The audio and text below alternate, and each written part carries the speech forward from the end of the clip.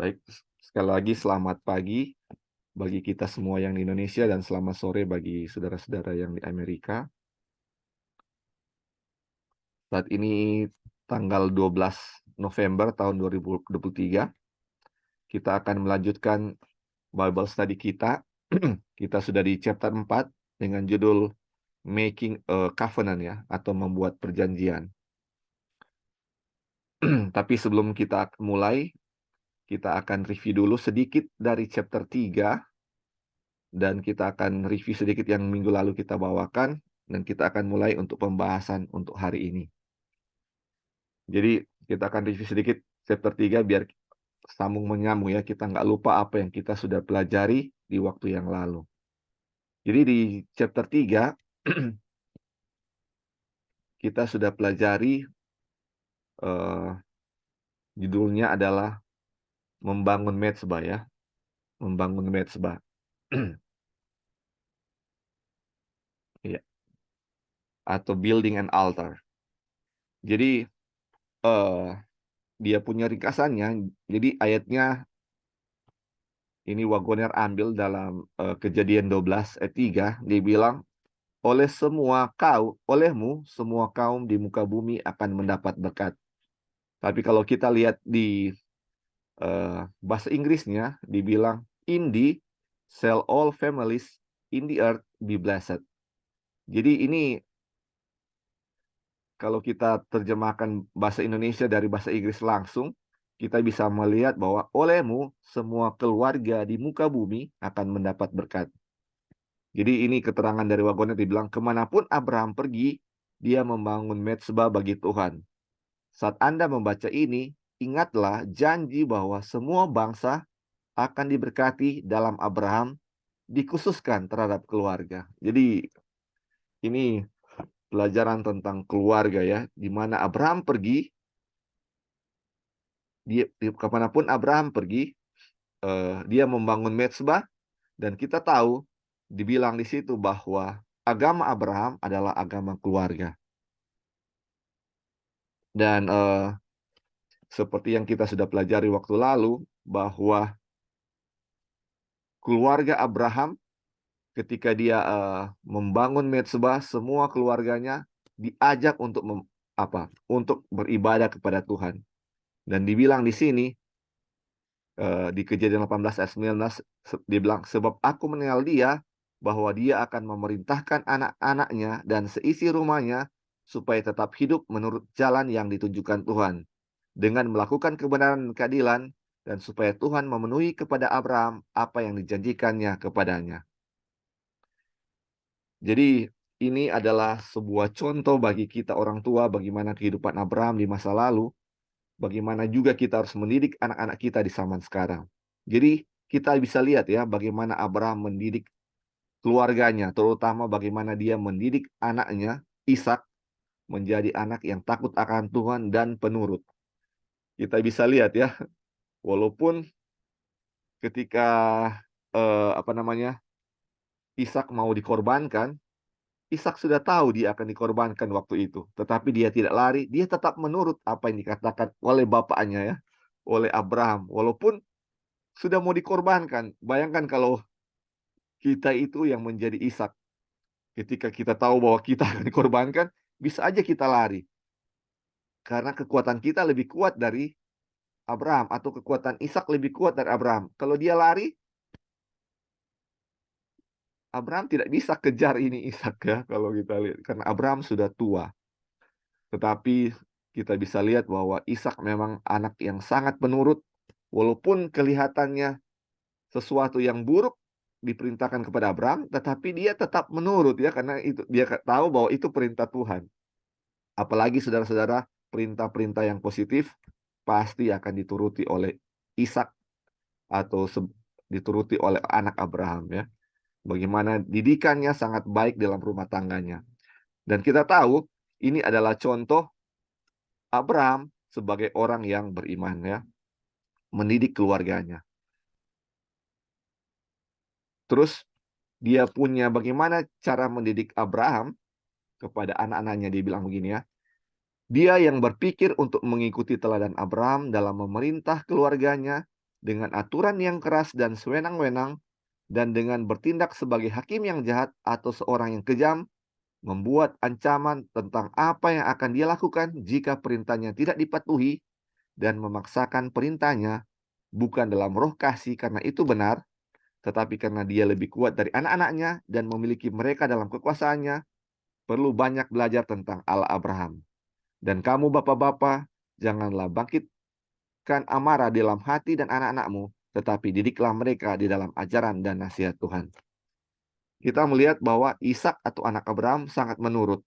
Mungkin dalam pikiran kita, mungkin Abraham perintahnya sangat kejam sehingga Ishak takut akan Abraham, sehingga apapun yang Abraham bilang, dia akan turut karena diktator kuasanya sangat kejam ya, atau Abraham ini kejam. Tetapi di sini dibilang tidak seperti itu ya. Abraham mendidik anaknya yang menjadi anak yang penurut, tetapi tidak sekejam. Tapi tidak kejam ya, tetapi dia mendidik dengan roh kasih ya, dalam roh kasih. Jadi kadang-kadang kita memikir ya, kalau karena kita benar dan anak-anak kita salah, jadi kita mau memberikan perintah kepada mereka dengan roh memaksa ya ini. Dengan kekuatan kita, karena kita orang tua, dia anak, jadi dia harus menurut kita. Jadi kita harus menggunakan cara yang kejam supaya dia bisa menurut. Tetapi dia bilang, kalau kita kenal Allah Abraham, kita tidak akan seperti itu. Makanya di Efesus 6 ayat 4 dibilang, dan kamu bapak-bapak, janganlah bangkitkan amarah dalam hati anak-anakmu, tetapi didiklah mereka dalam ajaran dan nasihat Tuhan. Jadi, mendidik anak-anak bukan dengan amarah, tetapi dengan apa? Ajaran dan nasihat Tuhan, yaitu dalam kasih. Jadi, waktu lalu juga kita dikasih contoh tentang cara mendidik Abraham dan Imam Eli ya. Jadi bagaimana cara mendidik Imam Eli? Kita tahu Imam Eli dia mendidik anak-anaknya dengan teguran yang lemah ya. Ini kita baca ya. Pada saat yang sama kita mungkin yakin bahwa perintah-perintah Abraham seperti teguran Eli yang lemah dan suka perintah Abraham tidak seperti teguran Eli yang lemah dan suka mengomel kepada anak-anaknya yang jahat dan tidak berguna. Mengapa kamu melakukan hal-hal yang begitu, sehingga kudengar dari segenap bangsa ini tentang perbuatan-perbuatanmu yang jahat itu? Janganlah begitu, anak-anakku. Bukan kabar baik yang kudengar itu bahwa kamu menyebabkan umat Tuhan melakukan pelanggaran. 1 Samuel 2, 23 dan 24. Abraham mewariskan berkat untuk selama-lamanya karena perintah yang dia berikan kepada anak-anaknya memiliki kekuatan yang mengendalikan. Jadi ini Imam Eli, dia mendidik anak-anaknya atau dia memberi perintah atau mengontrol anak-anaknya ya, atau menasihati anak-anaknya dengan teguran yang lemah dan suka mengomel ya. Ini cuma omelan ya, bukan suatu teguran yang bagaimana kita membuat anak itu untuk menurut. Jadi kita juga sebagai anak kalau dengar omelan kadang-kadang sampai bosan ya, dan kita nggak mendengar apa yang dikatakan oleh orang tua kita. Walaupun mungkin itu betul, tapi karena diberikan dengan cara mengomel, artinya jadi apa? Jadi pesan yang disampaikan tidak sampai kepada anak-anak itu ya. Jadi harus seperti Abraham bagaimana dia mendidik anak-anaknya.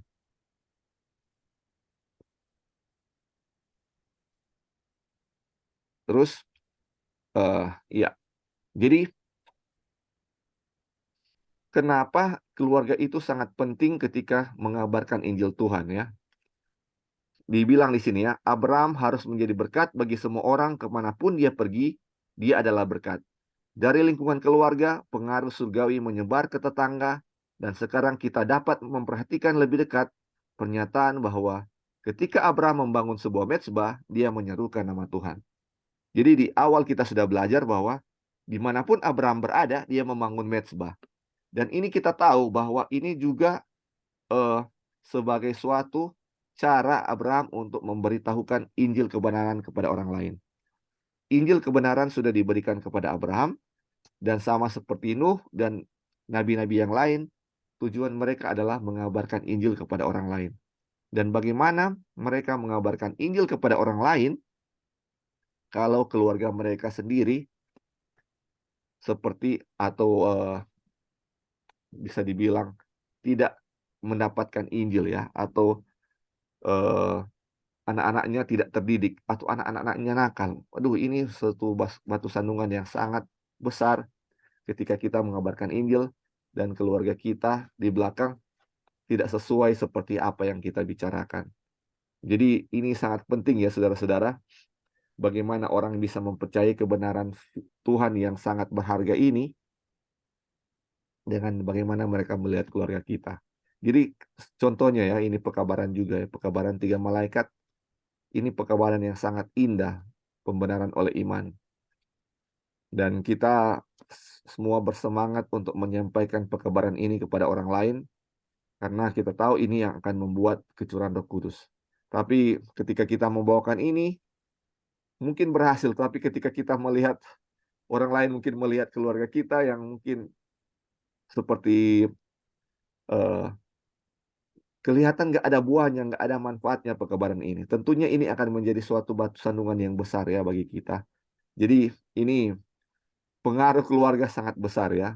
Bagaimana juga tetangga bisa melihat kita, bagaimana kehidupan kita, bagaimana kita yang mengaku umat Tuhan, bagaimana kita yang mengaku beribadah kepada Tuhan, tetapi keluarga kita tidak seperti yang apa yang kita katakan ya. Jadi ini penting di chapter 3 ini, di chapter-chapter awal bagaimana kita apa? Mengatur keluarga kita. Dan ini suatu tantangan yang paling besar ya saudara-saudara untuk keluarga kita, dan ini harus menjadi doa kita setiap hari, mendoakan keluarga-keluarga kita, anak-anak dan istri kita atau suami kita, bagaimana biar kita semua bisa menerima berkat Injil ini, dan ini akan menjadi sesuatu yang sangat powerful ya ketika kita mengabarkannya keluar ya. Dan ya ini sangat apa namanya? Kalau keluarga kita, orang-orang sekitar kita bisa melihat keluarga yang luar biasa yang diberkati Tuhan melalui pekabaran ini akan uh, firman Tuhan akan sangat cepat sekali untuk uh, dikabarkan ke seluruh dunia ya, saudara. Dimulai dari keluarga, karena dibilang pusatnya adalah keluarga. Nah, dan kita tahu Abraham adalah bapak segala orang beriman, dan dia dipilih Tuhan ya, dan dia dipilih Tuhan untuk menjadi berkat bagi semua orang. Oleh keturunannya, semua bangsa akan memiliki berkat. Tapi ini kita baca ya. Namun kita tidak boleh jatuh ke dalam kesalahan dengan menganggap bahwa Abraham pada mulanya baik. Dan karena alasan inilah Tuhan memanggilnya, atau bahwa dia tidak memiliki pencobaan dan tidak tunduk pada kelemahan apapun sebagaimana kebanyakan orang. Kebaikan bukanlah sesuatu yang alamiah bagi umat manusia, dan Abraham adalah manusia. Dia adalah daging yang lemah, fana, dan berdosa. Tetapi ia percaya kepada Tuhan, dan Tuhan menghitungnya sebagai kebenaran. Kejadian 15 ayat 6. Saudara-saudara, kalau kita sudah pelajari ya bahwa kita punya nature atau kita punya kealamian sebagai manusia adalah semua yang jahat. Semua yang jahat. Nggak ada yang baik di dalam diri kita. Dan ada ayat yang bilang, tidak mungkin semak duri menghasilkan buah yang baik ya. Atau tidak mungkin rumput-rumput yang kita lihat itu menghasilkan buah apel atau buah mangga. Tidak mungkin. Hanya buah mangga yang menghasilkan mangga. Hanya buah manggis yang bisa menghasilkan buah manggis. Hanya orang yang baik, yang tidak berdosa yang bisa menghasilkan yang baik. Dan orang berdosa yang fana seperti kita tidak bisa menghasilkan yang baik. Sama seperti Abraham juga, dia adalah manusia, dia yang orang lemah, fana dan berdosa. Tetapi ketika dia percaya kepada Tuhan, Tuhan menghitungnya sebagai kebenaran. Ini luar biasa ya. Terus dibilang, beberapa hal yang sangat buruk dicatat terhadap Abraham, Dan jika kita menyebutkannya itu bukan untuk meremehkannya, tetapi untuk menunjukkan bahwa Tuhan membenarkan orang fasik. Jadi hal-hal yang buruk yang dimaksud di sini adalah ketika Abraham di Mesir dan ketika Abraham bersama dengan Abimelek, Raja Gerar, di mana Abraham 2 kali melakukan kesalahan yang sama ketika dia tidak mengaku Sarah sebagai istrinya, tetapi mengaku Sarah sebagai adiknya. Memang benar ya, Sarah itu adiknya. Tetapi karena dia sudah menikah dengan Sarah, mereka beda mama ya. Ketika dia sudah menikah dengan Sarah, statusnya adalah Sarah itu istrinya, bukan adiknya. Dan dia mengaku kepada semua orang, kepada Raja Mesir, kepada Raja Gerar atau Abimelek, bahwa Sarah itu istrinya agar supaya dia tidak dibunuh ya. Karena dia pikir karena istrinya sangat cantik, Sarah sangat cantik, untuk mendapatkan Sarah, mereka lihat, oh ini dia punya suami, jadi mereka harus bunuh suaminya supaya dapatkan Sarah. Dia takut dia akan dibunuh, jadi dia mengaku bahwa dia ada Sarah adalah adiknya. Jadi supaya jadi dia nggak pikir bahwa dengan begitu Sarah ini bisa dikorbankan, orang bisa menodai dia, orang bisa menculik atau melakukan hal yang buruk kepada Sarah. Tapi dia mungkin nggak peduli di situ ya. Dia jatuh pertama di Mesir, kedua jatuh eh, di Gerar atau kepada Abimelek. 2 hal yang sama yang dia lakukan. Dan ini dicatat katanya bukan untuk meremehkan Abraham sebagai bapak orang beriman, tetapi untuk menunjukkan bahwa Tuhan membenarkan orang fasik. Tuhan bisa membenarkan orang seperti ini. Ketika Tuhan bisa membenarkan Abraham ketika dia percaya, dengan cara yang sama juga Tuhan bisa membenarkan kita ketika kita percaya. Terus kita baca lanjut ya. Untuk mengabaikan dosa-dosa para leluhur, itu berarti menghilangkan kenyamanan diri kita sendiri, di mana Tuhan yang merancangnya untuk kita di saat itu semua dicatat. Jadi ketika semua dicatat, ketika Abraham jatuh dengan kesalahan yang sama, itu semuanya dicatat untuk kita semua ya. Terus dibilang, menjadikan mereka pahlawan seolah-olah mereka secara alami berbeda dari orang lain, sama saja dengan membuat kasih karunia Tuhan tidak ada gunanya. Jadi kalau kita menganggap itu Abraham itu dijadikan bapa seorang beriman, segala orang beriman karena dia berbeda dari kita, dia itu tingkatannya lebih tinggi dari kita, dibilang apa? Sama saja dengan membuat kasih karunia Tuhan tidak ada gunanya. Terus dia bilang, namun orang yang bersalah dalam melakukan tindakan yang begitu rendah seperti ini menjadi bapa dari semua orang yang percaya dan disebut sahabat Tuhan. Disinilah penghiburan bagi semua orang. Jadi ini penghiburan bagi kita semua, di mana Abraham dengan tindakannya yang begitu keji, rendah, ini disebut sahabat Tuhan. Aduh, ini berarti kita juga yang seperti ini bisa menjadi sahabat Tuhan jika kita percaya kepada Tuhan. Ini menjadi apa katanya? Harapan dan penghiburan bagi kita.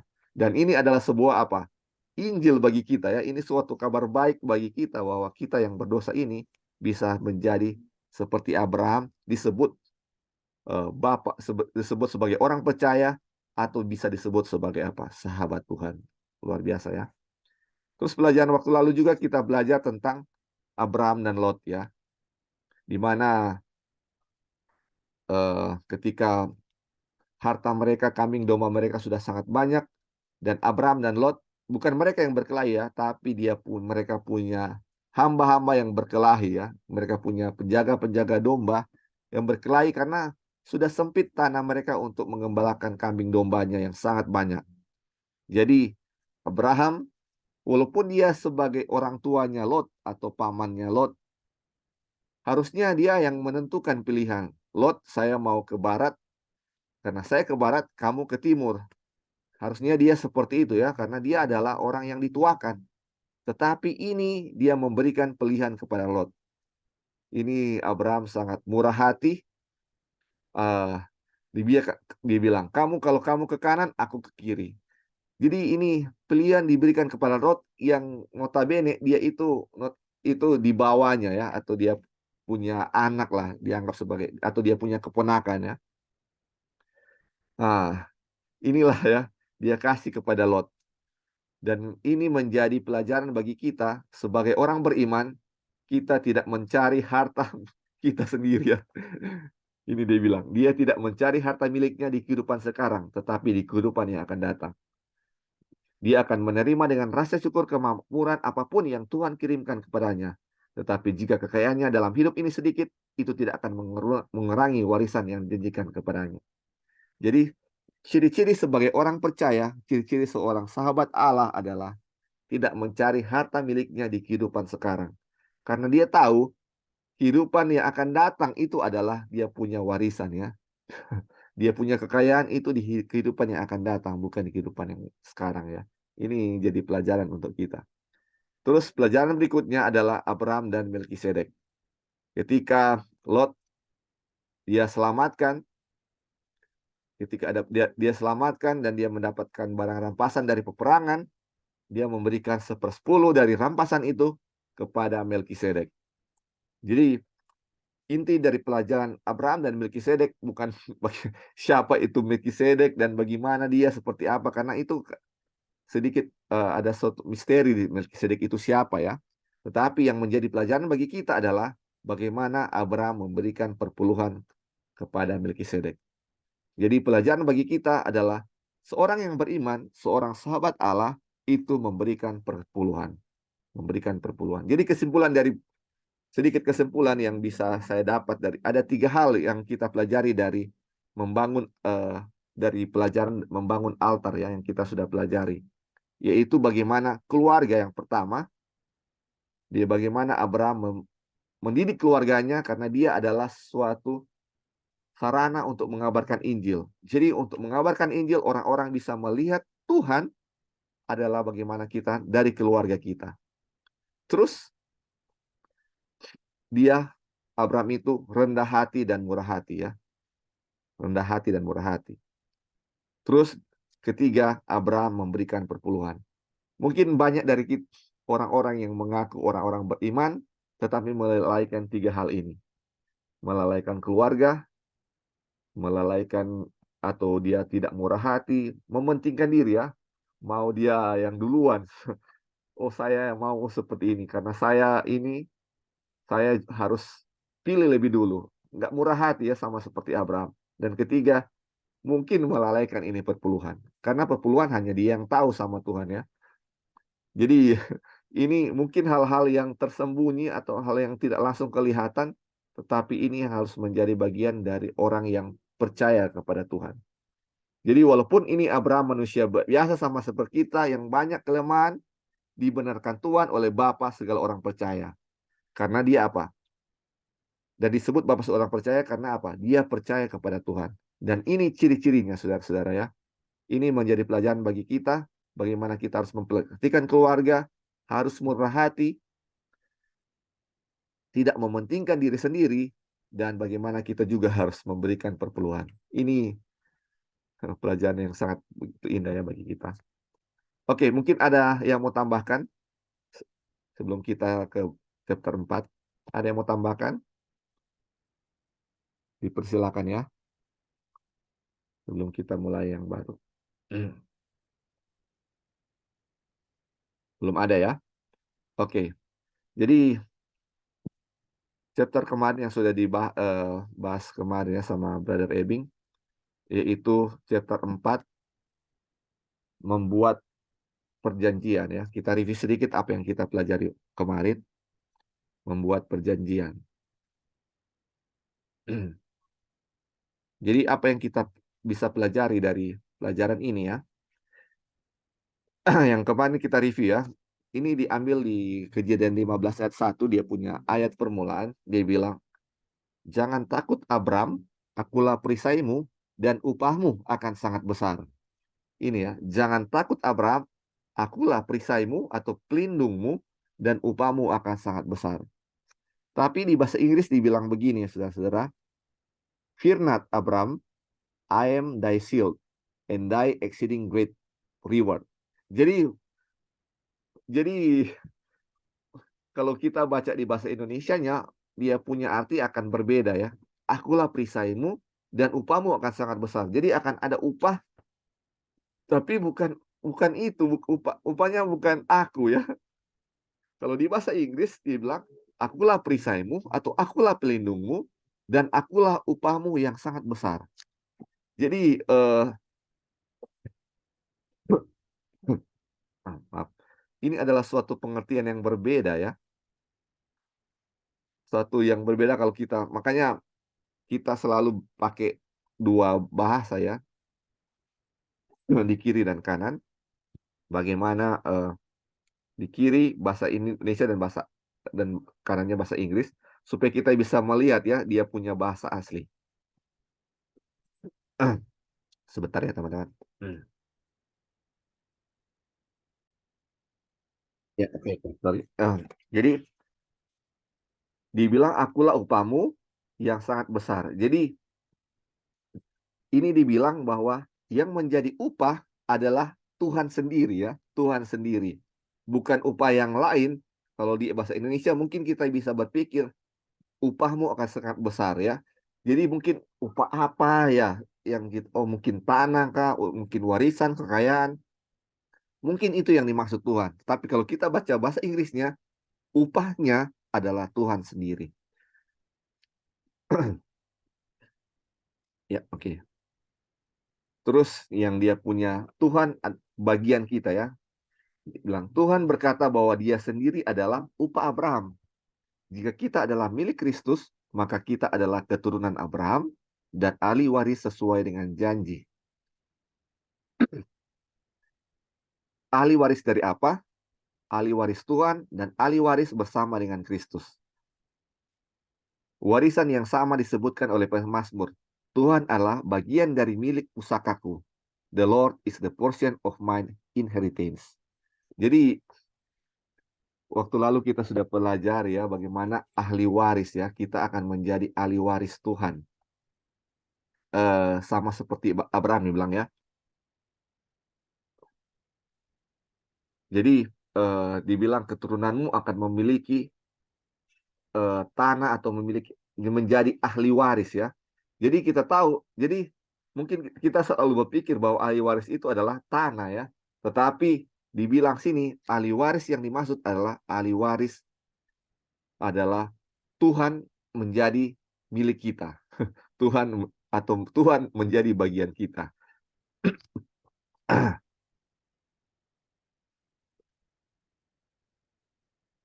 Oke. Terus apa yang kita warisi dari Tuhan? Jadi kita baca ya. Roh sendiri bersaksi dengan roh kita bahwa kita adalah anak-anak Tuhan. Dan jika kita anak-anak, maka ahli waris Tuhan dan ahli waris bersama dengan Kristus. Roma 8 ayat 16 dan 17. Pikirkan berapa banyak yang dipahami dalam kenyataan bahwa kita adalah ahli waris Tuhan. Kita adalah ahli waris Tuhan karena kita adalah anak-anaknya. Adapun yang pertama-tama diwarisi oleh seorang anak dari ayahnya adalah ayahnya sendiri atau ciri-cirinya, sifat-sifatnya. Warisan kekayaan jika ada adalah masalah yang kedua.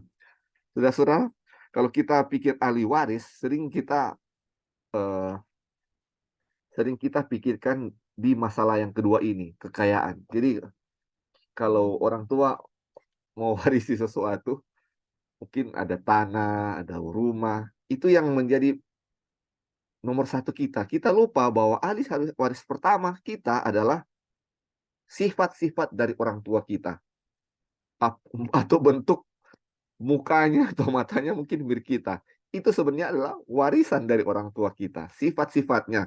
Orang tua yang seperti apa, loh itu seperti anaknya ya. Makanya ada peribahasa bilang, buah tidak jatuh jauh dari pohonnya. Atau kelakuan orang tua atau kemiripan sifat orang tua seringkali menjadi sama seperti anak kita ya.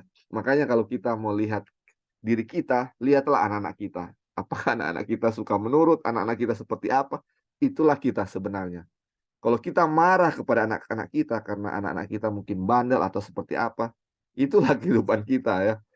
Cerminan kita dari anak-anak kita. Cara mendidik kita kepada anak-anak itu, itulah mereka seperti itu. Jadi kalau misalnya mungkin kalau orang kaya dia mewariskan kepada anaknya mungkin ada dua, ada harta dan juga warisan ini ya, dia punya sifat-sifatnya. Tapi kalau orang miskin, mungkin nggak ada harta yang bisa diwariskan kepada anak-anaknya, hanya sifat-sifatnya. Satu hal yang mutlak yang diwariskan oleh orang tua kepada anak-anaknya adalah sifat. Kalau orang itu banyak harta, harta bisa diwariskan. Tapi kalau tidak ada harta, tidak ada yang bisa diwariskan. Hanya sifat atau ciri-cirinya yang mutlak bisa diberikan kepada anak-anaknya. Itu adalah warisan yang pasti atau hal yang ya pasti yang bisa diberikan orang tua. Harta nomor dua, kalau dia kaya, ada harta dia bisa kasih, tidak ada dia tidak bisa kasih apa-apa selain dari sifat-sifatnya. Jadi ini ya saudara-saudara. Jadi kalau karena kita anak-anak Tuhan, kita adalah ahli-ahli waris, jadi kita punya warisan adalah apa? Sifat-sifat Tuhan. Aduh, itu sangat luar biasa ya saudara-saudara. Ini yang harus menjadi fokus kita ya saudara-saudara. Kadang-kadang kita pikir kita mau selamat untuk memperoleh kerajaan surga. Kita mau selamat untuk memperoleh kekayaan, injak-injak emas, hidup enak. Itu kan yang di pikiran kita sebagai manusia. Tetapi kita lupa bahwa kita mau selamat atau kita mau dibenarkan karena kita mau memiliki atau menjadi ahli waris Tuhan, menjadi anak-anak Tuhan karena kita mau memiliki apa? Sifat-sifat Tuhan. Karena janji Tuhan, Tuhan adalah ahli waris kita ya. Luar biasa. Dia yang mengambil Tuhan sebagai bagian dari warisannya, memiliki kuasa yang bekerja di dalam dirinya untuk kebenaran. Jauh lebih kuat daripada kuasa kecenderungan warisan untuk kejahatan. Sebagaimana Bapa surgawi kita lebih besar daripada orang tua duniawi kita. Jadi, saudara-saudara, kalau Tuhan menjadi ahli waris kita, kita memiliki sifat-sifatnya. Kalau di chapter 1 kita bahas, bukan cuma sifat-sifatnya yang kita akan miliki, tetapi juga kuasanya. Dia punya kuasa penciptaan, kuasa menyelamatkan, bisa menjadi bagian kita. Dan ketika itu ada dalam diri kita, kuasa itu ada, karena kuasa itu sudah ditanamkan kepada kita ya, kita sudah pelajari, kuasa itu ditanamkan untuk kita cari, dan ketika kuasa itu menjadi milik kita, kita juga bisa diubahkan ya saudara-saudara. Akan ada penciptaan hati yang baru di dalam diri kita. Oke.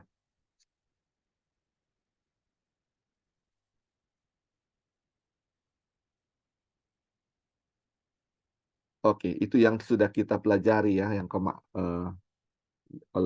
yang dibawakan oleh Brother Ebing kemarin. Mungkin sampai di situ ada yang ada yang mau tambahkan tentang ahli waris yang kemarin kita sudah pelajari, dan kita akan lanjutkan pelajaran untuk hari ini.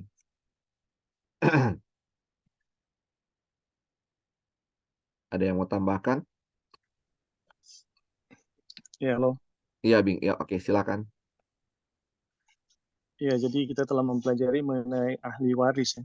Ahli waris eh, dari apa yang kita dapatkan dari Tuhan ya. Nah, kenapa kita belajar bahwa eh, kita adalah ahli waris Tuhan, mewarisi yang pertama adalah sifat Tuhan. Iya. Karena kita tahu bersama bahwa kita lahir di dalam dosa, dan ketika kita mau hidup benar, kita sering jatuh bangun ya, karena alamiah kita yang terlahir di dalam dosa, dan sering kita mempersalahkan ya. Aduh, saya keturunan orang berdosa, saya ini orang tua saya begini, mereka ini begitu Iya, ya. betul. Yang membuat ya saya juga memang udah bisa dimaklumi ya kalau saya berdosa seperti itu gitu. Dan ini teman-teman, ini dengan mempelajari bahwa kita adalah ahli waris Tuhan, dan warisan yang terutama adalah sifat Tuhan, kita belajar bagaimana memutus rantai Hmm. kutuk atau warisan dosa yang diturunkan dari orang tua kita. Dan ketika kita mengetahui perjanjian yang dibuat Abraham, ini adalah satu perjanjian untuk memutus kutuk tersebut. Iya. Jadi teman-teman, ini adalah satu penghiburan yang luar biasa ya, dan sangat-sangat menguatkan kalau kita memahami hal ini ya. sehingga kita tidak akan lagi mempersalahkan eh, kita terlahir sial gitu. Misalnya dari keturunan orang yang Ya, betul. durhaka, orang berdosa dan lain-lain ya. Tetapi kita bersyukur kenapa? Karena lewat perjanjian Tuhan kita mendapatkan warisan sifat dari Tuhan. Dan ini satu hal yang bagus sekali teman-teman. Kita yang mau mengambil bagian dalam kodrat ilahi atau mau menghidupi ya eh, kehendak-kehendak Tuhan, kita dipastikan itu bisa milikinya ya dalam perjanjian yang Tuhan buat kepada Abraham. Jadi kalau kalau Abraham sendiri Tuhan bisa buat ya, Tuhan bisa ubahkan, itu Tuhan juga memastikan kita yang percaya seperti Abraham itu pun bisa diubahkan ya seperti seperti Abraham.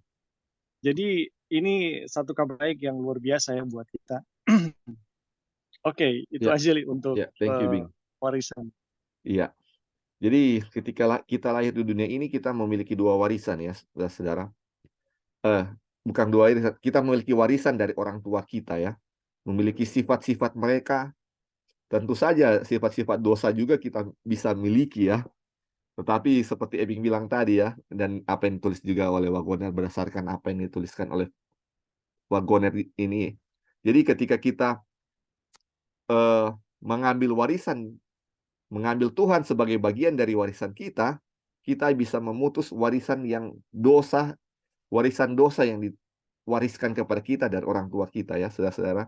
Terus dibilang gini, sebagaimana dan dibilang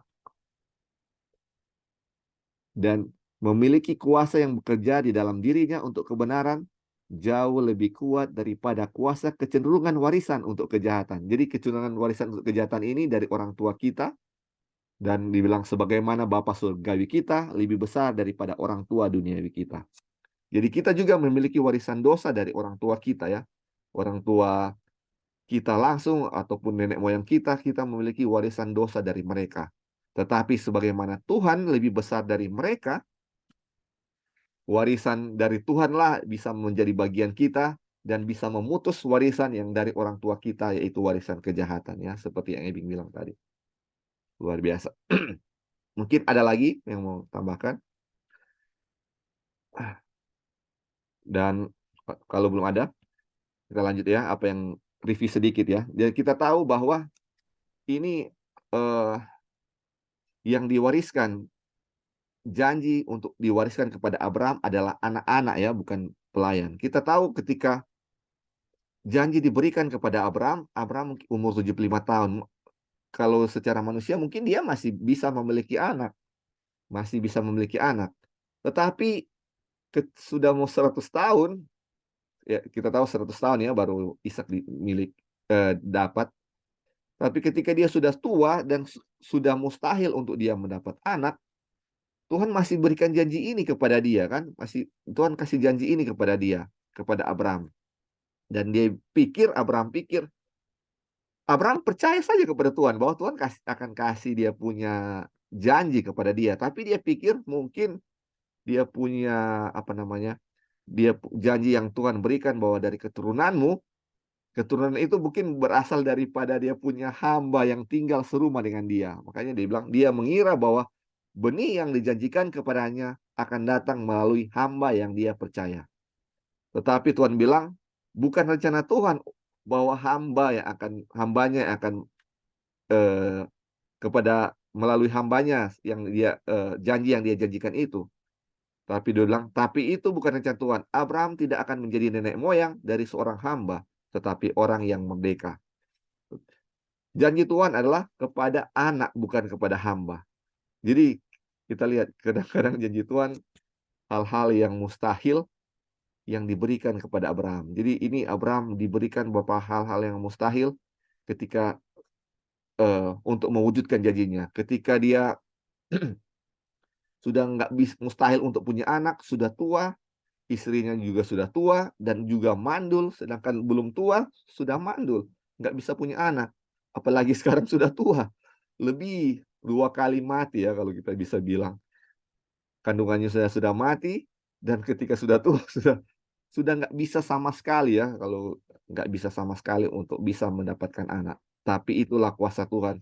bisa menjadikan sesuatu yang baru, menjadikan sesuatu dari yang mati menjadi hidup ya. Dia bisa menghidupkan kembali eh, kandungan dari Sarah yang sudah mati dan bisa melahirkan seorang anak untuk mewujudkan dan punya janji ya. Dan ketika Tuhan kembali bilang bahwa janjinya itu bahwa dia akan memiliki keturunan yang banyak dari benihnya sendiri, seperti langit, bintang di langit dan pasir di laut, walaupun dia belum punya anak. Abraham sudah tua, belum punya anak, dan janji bahwa dia akan memiliki keturunan yang sangat banyak, seperti bintang-bintang di langit. Abraham percaya. Luar biasa. Saya juga ketawa ya. Kalau dibilang saya ini, misalnya saya sudah umur 100 tahun, dan dibilang, dan istri saya dari muda dia mandul, terus sekarang sudah tua, terus dijanjikan keturunanmu akan seperti bintang-bintang di langit. Saya bikin ketawa sebenarnya. Aduh, nggak mungkin. Tapi ini saudara-saudara, Abraham percaya. Aduh, ini luar biasa. Abraham percaya kepada Tuhan. Percaya kepada Tuhan, dan Tuhan memperhitungkan hal itu sebagai kebenaran. Waduh, ini luar biasa. Ini iman Abraham, percayanya Abraham ini luar biasa. Terus dibilang, amin. Dan dia percaya kepada Tuhan, dan akar kata kerja yang diterjemahkan percaya adalah kata amin. Dia punya idenya adalah keteguhan dan fondasi ya. Jadi amin itu ada keteguhan dan fondasi. Ketika Tuhan mengucapkan janji itu, Abraham berkata amin. Atau dengan kata lain, dia membangun di atas Tuhan, mengambil firman-Nya sebagai dasar yang pasti. Jadi Tuhan, ketika Abraham bilang amin, dia punya dasar bahwa apa yang Tuhan katakan itu pasti. Walaupun mustahil kalau kita lihat ya, sudah tua, mustahil, tapi dia karena Tuhan yang bilang, dia tahu itu pasti. Makanya itu dibilang iman ya. Iman bergantung kepada sesuatu, bergantung kepada firman Tuhan walaupun itu mustahil ya. Bergantung kepada Tuhan walaupun itu mustahil. Sama seperti kalau kita berdoa, saudara-saudara, selalu kita akhiri dengan iman, karena kita percaya bahwa apa yang kita doakan itu akan dijawab oleh Tuhan. Jadi kita harus mengerti ya, kenapa kita gunakan amin di setiap akhir doa kita, karena kita percaya Tuhan akan memberikan apa yang Dia janjikan, atau Dia akan memberikan apa yang kita minta. Jadi sama seperti Abraham, ketika Tuhan janjikan dia akan memiliki keturunan yang besar, Abraham mengaminkan itu. Dia percaya, dia punya fondasi yang kuat bahwa firman-Nya itu adalah suatu dasar yang pasti. Dan kita akan lihat fondasi yang pasti ini ya, saudara-saudara. Oke, ini pelajaran untuk hari ini. Dia punya subjudul adalah fondasi atau landasan yang pasti. A sure fondasi ya. A sure foundation. Ini bilang, Tuhan telah menjanjikan sebuah rumah tangga yang besar kepada Abraham. Tetapi rumah ini harus dibangun di atas firman Tuhan. Allah dan Abraham begitu memahaminya dan segera mulai membangun. Yesus Kristus adalah fondasinya, karena tidak ada fondasi lain yang dapat diletakkan manusia selain fondasi yang telah diletakkan, yaitu Yesus Kristus. Rumah Abraham adalah rumah Tuhan yang dibangun di atas dasar para rasul dan para nabi dengan Yesus Kristus sendiri sebagai batu penjuru. Dan datanglah kepadanya batu yang hidup itu, yang memang dibuang oleh manusia, tetapi yang dipilih dan dihormati di hadirat Allah. Dan biarlah kamu juga dipergunakan sebagai batu hidup untuk pembangunan suatu rumah rohani bagi suatu imamat kudus, untuk mempersembahkan persembahan rohani yang karena Yesus Kristus berkenan kepada Allah. Sebab ada tertulis dalam kitab suci, sesungguhnya aku meletakkan di Sion sebuah batu yang terpilih, sebuah batu penjuru yang mahal, dan siapa yang percaya membangun kepadanya tidak akan dipermalukan. 1 Petrus 2 ayat 4 sampai 6. Oke, jadi di sini Tuhan janjikan kepada Abraham akan menjadikan dia suatu bangsa yang besar atau suatu keluarga yang besar ya. Dari keluarganya ini atau dari benihnya ini seluruh dunia akan mendapat berkat ya. Dan kita tahu dan dia bilang ketika Abraham membangun rumah atau rumah tangganya, dia punya dasar adalah Kristus. Kita lihat ya dari chapter yang tadi, chapter 3, dimanapun ketika Abraham sampai, dia selalu membangun altar atau mezbah. Dan kita tahu fondasi dari rumah tangganya adalah Kristus. Jadi sama seperti lagu ya yang bilang, if Jesus in the family, happy happy home. Jadi ini fondasi dari keluarga Abraham adalah Yesus Kristus. Dan dibilang rumah Abraham adalah rumah Tuhan yang dibangun di atas dasar para rasul dan para nabi dengan Yesus Kristus sendiri sebagai batu penjuru. Atau Yesus Kristus sebagai dia punya batu apa namanya? Batu fondasi ya, batu fondasi. Dan itu yang sudah dilakukan Abraham ya, dan kita akan lihat ya. Dan ada janji di 1 Petrus 2 ayat 4 sampai 6 dia bilang, sesungguhnya sebuah batu yang terpilih, sebuah batu penjuru yang mahal, dan siapa yang percaya atau membangun di atasnya itu, membangun di atas batu penjuru, yaitu Kristus, tidak akan dipermalukan. Sama seperti Abraham, dia membangun di atas batu penjuru, keluarganya dibangun di atas Kristus ya, di atas Kristus. Oke, kita akan lanjut ya, untuk bisa lebih mengerti. Terus dibilang sini, membangun di atas Tuhan, building on God, dia punya subjudul. Abraham percaya kepada Tuhan, dan itu diperhitungkan kepadanya sebagai kebenaran. Roma 4 ayat 3. Mengapa? Karena iman berarti membangun di atas Tuhan dan firman-Nya. Dan itu berarti menerima kehidupan Tuhan dalam firman-Nya. Perhatikan dalam ayat-ayat terakhir dikutip dari Petrus, bahwa fondasi yang di atasnya rumah itu dibangun adalah batu hidup atau living stone ya. Fondasinya adalah fondasi yang hidup, yang memberi kehidupan kepada mereka yang datang kepadanya. Sehingga rumah yang dibangun di atasnya adalah rumah yang hidup. Jadi karena fondasinya fondasi yang hidup, berarti rumah yang dibangun adalah rumah yang hidup. Itu tumbuh dengan kehidupan dari fondasi itu. Jadi rumah itu bertumbuh dengan kehidupan dari fondasi itu. Terus dibilang, percayalah kepada Tuhan Allahmu dan kamu akan tetap teguh. Kalau bahasa Inggrisnya dia bilang, believe in the Lord, in your God, so shall ye be established. 2 Tawarik 20 ayat 20. Nah, terus dia bilang keterangannya begini.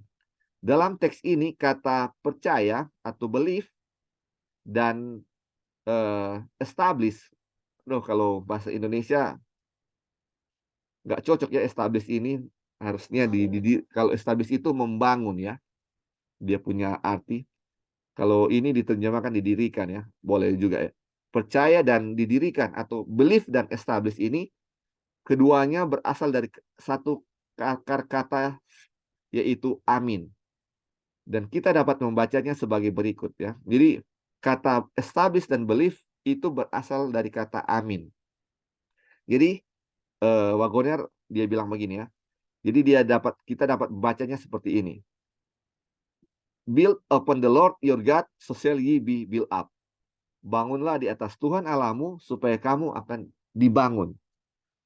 Bangunlah di atas Tuhan Allahmu supaya kamu akan dibangun.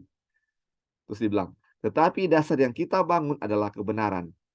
Tuhan itu benar bahwa ia gunung batuku dan tidak ada ketidakbenaran padanya. Mazmur 90 ayat 16. Itulah sebabnya karena iman berarti membangun di atas Tuhan dan firman-Nya yang kudus, sudah jelas bahwa iman adalah kebenaran bagi orang yang memiliki dan menjalankannya. Jadi saudara-saudara, ini ya. Jadi kalau kita membangun keluarga kita, membangun keluarga kita di atas Tuhan, dia bilang kita pun akan dibangun. Kalau kita membangun fondasi kita di suatu batu kehidupan, maka rumah kita menjadi rumah yang hidup. Jadi ini ya, apa yang menjadi buah dari keluarga kita atau kehidupan kita itu berdasarkan apa dasarnya ya. Jadi ini dasarnya atau fondasinya adalah Kristus. Kalau fondasinya Kristus, kita pasti akan bertumbuh. Kalau fondasinya adalah Kristus atau fondasi yang hidup, kita juga akan hidup ya. Dia punya ini. Dia punya eh, apa namanya? Dia punya arti. Kalau kita bangun di atas Tuhan, kita juga akan dibangun ya. Ini dia punya bahasa ya. Build upon the Lord your God, so shall ye be built up. Nah, mungkin ada yang mau tambahkan saudara-saudara di sini dari pelajaran ini membangun di atas Tuhan supaya bisa lebih mengerti. Dia punya bahasa fondasi ya. Ya, silakan. Ya, ya. Jadi dalam pelajaran ini kita belajar mengenai bagaimana apa yang dimaksud dengan membangun eh, di atas Kristus ya sebagai batu yang hidup atau batu penjuru. Nah, teman-teman, kita bisa lihat ya dalam kisah kisah Abraham di mana eh, dikatakan ya dalam buku ini dia membangun di atas Kristus atau di atas firman Tuhan. Nah, kenapa demikian? Karena kita tahu bersama ya, Abraham eh, mendapatkan anak ya, firman Tuhan itu katakan kamu akan mendapatkan keturunan dari Sarah gitu, dari Ya, istrinya gitu. Dan dan Abraham waktu dia masih muda ya, masih segar, masih ya secara hukum alam masih mungkin untuk mendapatkannya. Abraham, oh iya pasti akan dapat. iya, Tetapi teman-teman, ketika Tuhan menunda, ketika hukum alam telah berbicara tidak mungkin, iya. Abraham mulai ragu nih, ya. Abraham mulai ragu. Dan teman-teman, ini Tuhan tahu kondisi ini. Tuhan tahu kondisi ini dan ya kemarin kita sudah belajar ya, Tuhan meneguhkan iman Abraham. Dan ketika Abraham percaya kepada apa yang Tuhan nyatakan bahwa dia akan mendapatkan apa ya keturunan, maka teman-teman kita tahu bersama ya Abraham mendapatkan keturunan tersebut ya, keturunan tersebut dan sekalipun hukum alam telah menyatakan tidak mungkin ya, tidak mungkin. Jadi baik Abraham maupun Sarah telah sadar mereka udah tua dan tidak mungkin menghasilkan ya keturunan. Tetapi mereka bersandar pada apa yang Tuhan firmankan. Dan ketika mereka bersandar pada apa yang Tuhan firmankan, teman-teman, mereka mendapatkan keturunan tersebut. Ini luar biasa, ini luar biasa. Dan inilah yang kalau kita uh, bisa pahami ya, bagaimana membangun di atas firman Tuhan atau membangun di atas Kristus sebagai dasar, itu berarti kita harus membangun di atas firman Tuhan. Dan teman-teman, ini bukan satu hal yang mudah ya, satu hal yang mudah. Kenapa? Karena logika-logika hukum alam sering mengganggu kita gitu. Betul, betul. Logika-logika hukum alam, oh tidak mungkin ini, karena kita udah Tuhan. Nah mungkin Hagar ya, mungkin Hagar yang bisa menurunkan. Nah teman-teman, logika-logika hukum alam ini akan menghalangi bagaimana uh, kita untuk bisa membangun di atas firman Tuhan atau membangun di atas Kristus. Dan kalau ini bisa dipahami, teman-teman, kita bisa menyingkirkan logika-logika ini, ya, sehingga kita bisa betul-betul membangun di atas firman Tuhan. Tidak mungkin ya, tidak mungkin lagi bagi Abraham itu untuk mendapatkan seorang keturunan, tetapi dengan firman Tuhan, dia bersandar pada apa yang Tuhan telah nyatakan. Dia membangun di atas firman Tuhan, dan kita tahu bersama Abraham mendapatkan keturunan tersebut. Oke, itu aja, Li. Terima kasih. Ya, thank you, Bing. Poinnya bisa dapat ya. Aduh, ini seringkali janji Tuhan di luar logika kita ya, saudara-saudara. Seperti Ebing bilang tadi, hukum alam. Banyak hal yang firman Tuhan janjikan kepada kita, dan kita mau percaya itu, tapi susah untuk percaya karena itu nggak masuk akal.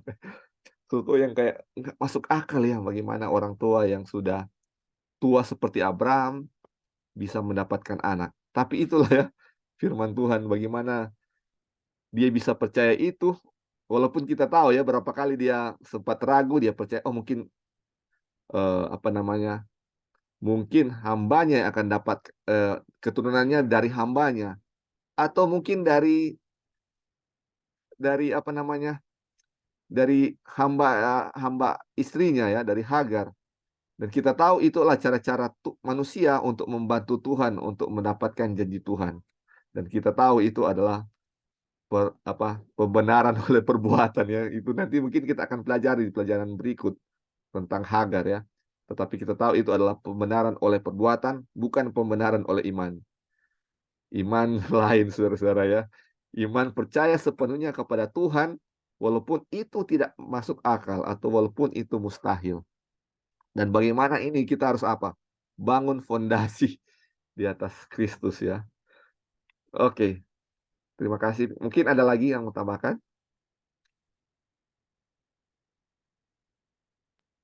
Ya, ya, silakan. Ya, jadi kita lihat kan ini perjalanan Abraham ya. Dari sesuatu yang tidak mungkin bagi manusia atau mustahil, kalau kita membangun di atas Tuhan, itu kan akan berhasil. Iya.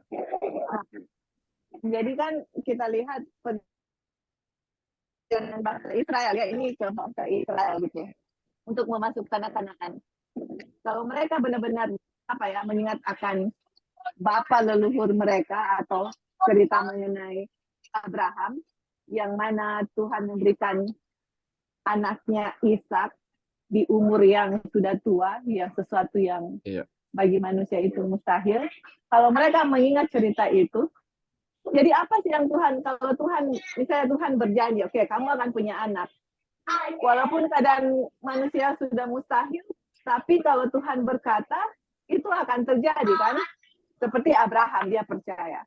Nah, bangsa Israel misalnya, kalau mereka mau masuk tanah Kanaan, mereka mengirim pengintai, terus mereka tahu, oh ini bangsanya kuat, orang-orangnya besar. Memang betul, kita ini apa? Kita nggak ada army, kita nggak ada tentara, kita hanya orang bekas budak dari Mesir gitu, banyak anak-anak ternak, gimana mau masuk tanah Kanaan gitu kan? Dalam pemandangan manusia itu mustahil gitu. Tapi kalau mereka membangunnya di atas Tuhan, seperti Abraham percaya, itulah iman itu yang akan membawa mereka masuk di tanah Kanaan. Jadi sama ya, ini pelajaran dari kita. Ini udah mulai masuknya ke kita gitu. Kita lihat contoh Abraham, bangsa Israel gitu. Apa yang Tuhan katakan, kalau kita percaya, kita aminkan, seperti itu, seperti Abraham, itulah Abraham dibenarkan ya. Begitulah kita memperoleh kebenaran Tuhan gitu. Tuhan bilang, kamu memberikan dosa kamu kepada saya akan mengambil dosa kamu dan memberikan kebenaran. Waktu kita aminkan itu, jadi kayak gini, berikan kebenaran. Wah, kebenaran Tuhan diberikan kepada kita, apa kebenarannya? Karakternya, penurutan yang sempurna akan hukum Tuhan. Dan waktu kita percaya itu, kita terima itu dengan iman, itu akan membuat kita jadi benar gitu. Nah, kenapa permasalahannya kita belum masih jatuh dalam dosa, kehidupan kita belum mencerminkan saya sebagai anak Tuhan seperti itu, yang tidak mempunyai ciri-ciri seperti bapak saya, karena kita tidak percaya seperti Abraham percaya gitu. Sesuatu yang mustahil, tapi kalau Tuhan bilang itu, dia percaya. Itulah, itu permasalahan kita gitu loh. That's my problem, karena kita punya kehidupan dalam pemandangan kita, wah, kehidupan saya selama ini jatuh. Bagaimana ini ya? Maksudnya, istilahnya untuk memasuki tanah Kanaan, yang diminta adalah perbuatan yang benar atau tidak ada dosa gitu. Ini bagaimana? Ini suatu hal yang tidak mungkin gitu. Tapi di saat kita percaya, Tuhan bilang, saya kasih, saya punya righteousness. Kamu kasih, kamu punya dosa, saya kasih, saya punya righteousness. Saya percaya atau enggak gitu dia. Nah, di sinilah kita lihat bagaimana Abraham membangun rumahnya itu di atas Tuhan. Dan kita lihat ya, Kalau tadi ada ayat yang wagener kaki dibandingkan dengan Matius 7, kita lihat di situ ada perumpamaan bagaimana orang membangun rumah di atas batu dan di atas pasir. Orang yang membangun rumah di atas batu adalah orang yang bijaksana, dan batu itu adalah Tuhan Yesus sendiri gitu loh. Apa firman Tuhan katakan, saya percaya nggak, saya aminkan nggak seperti itu. Dan waktu percaya itu bukan percaya hanya percaya, memang betul-betul lihat, kita tahu bahwa itu akan terjadi dalam diri kita. Nah, itulah cerita dari Abraham, dan terus pada bangsa Israel kuno, kemudian kepada bangsa Israel kita di tahun 1888 ditolak, dan kemudian sampai detik ini di tahun 2023 Tuhan masih memberikan cerita yang sama, gospel yang sama untuk percaya seperti itu. Bagaimana sih saya bisa membangun kepercayaan saya, iman saya itu dengan mempelajari pelajaran ini, teman-teman. Saya yakin dan percaya iman kita akan dibangun. Saya yakin dan percaya karena waktu mempelajari pelajaran ini luar biasa sekali ya, dan dengan memahami akan Tuhan, iman kita akan dibangun sama seperti Abraham. Oke, thank you, Li. Iya, terima kasih. Oke. Mungkin ada lagi yang lain? Ya, kalau tidak ada, kita lanjut ya. Jadi, memang kita punya pelajaran ini ya, tentang bagaimana membangun iman kita juga ya. Jadi, Abraham dihitung sebagai orang sahabat Allah atau orang beriman karena dia percaya akan firman Tuhan. Dan dia benar-benar percaya ya, saudara-saudara, dia benar-benar percaya walaupun mustahil. Beda kalau percaya itu, jadi beda di kondisi seperti Eping bilang tadi ya, ketika dia masih bisa punya anak dan Tuhan janjikan itu, dan itu masuk akal dia bisa dapat anak, itu wajar ya kalau, oh nanti kamu bisa punya anak nanti. Dan ya wajar itu. Dia percaya, wajar dia percaya. Tetapi ketika janji yang diberikan kepadanya sudah tidak masuk akal dan dia percaya itu, karena itu yang Tuhan bilang, itu namanya iman. Sesuatu yang kita percaya kepada firman Tuhan, walaupun firman Tuhan itu, walaupun janji itu sepertinya dengan hukum alam itu tidak mungkin ya. Sama seperti Abraham. Kayak seperti mau lewat itu Laut Merah. Itu di manusia susah, nggak bisa. Mau lewat di situ, mau lewat Laut Merah itu nggak bisa ya, saudara-saudara. Tapi mereka bisa lewat. Itulah bagaimana iman mulai dibangun di situ ya, saudara-saudara. Atau bagaimana kita bisa mempercayai janji Tuhan. Kalau Tuhan bilang seperti itu, itulah yang akan terjadi. Itulah yang akan terjadi. Walaupun itu mustahil di mata manusia. Karena apa yang mustahil bagi manusia, tidak mustahil bagi Tuhan ya. Oke, kita lanjut. Di subjudul Yesus Kristus adalah Amin. Yesus Kristus adalah sumber dari segala iman. Iman memiliki awal dan akhir di dalam Dia. Atau beginning and end ya, Alpha and Omega. Tidak ada iman sejati yang tidak berpusat kepada Kristus. Karena ketika Abraham percaya kepada Tuhan, dia percaya kepada Tuhan Yesus Kristus. Tuhan tidak pernah dinyatakan kepada manusia kecuali melalui Kristus. Fakta bahwa kepercayaan Abraham adalah iman pribadi kepada Tuhan Yesus Kristus lebih jauh ditunjukkan oleh fakta bahwa itu diperhitungkan kepadanya sebagai kebenaran. Tetapi tidak ada kebenaran kecuali melalui iman Yesus Kristus. Dia dijadikan bagi kita hikmat dan kebenaran, dan pengudusan dan penebusan. 1 Korintus 1 ayat 30. Tidak ada kebenaran yang akan bernilai pada saat kedatangan Tuhan, kecuali kebenaran melalui iman Kristus. Kebenaran yang berasal dari Tuhan oleh iman. Tetapi karena Tuhan sendiri menganggap iman Abraham sebagai kebenaran, jelaslah bahwa imannya berpusat pada Kristus saja, yang dalamnya dia dibenarkan. Jadi saudara-saudara, Yesus Kristus adalah Amin. Jadi kita tahu Yesus ini segala iman ya, sumber iman. Dia adalah author of salvation, atau dia adalah awal dari iman, awal dan akhir dari iman. Jadi kita tahu ketika Abraham percaya kepada Tuhan, dia percaya kepada Kristus. Nah, dibilang, but there is no righteousness except through the faith of Jesus Christ. Jadi